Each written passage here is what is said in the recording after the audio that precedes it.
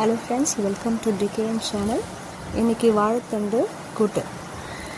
இதுக்கு தேவையான பொருட்கள்: ஒரு பெரிய வெங்காயம், ஒரு தக்காளி, பச்சை மிளகாய், கறிவேப்பிலை, பூண்டு, கொத்தமல்லி.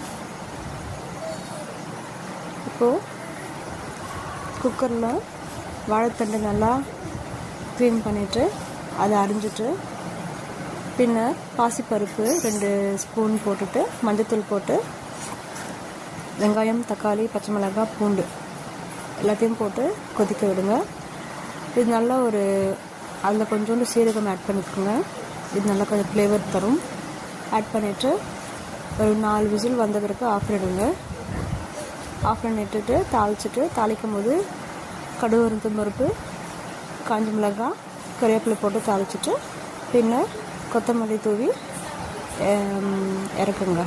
சூப்பராக இருக்கும். டேஸ்டியான வாழைத்தண்டு கூட்டு ரெடி.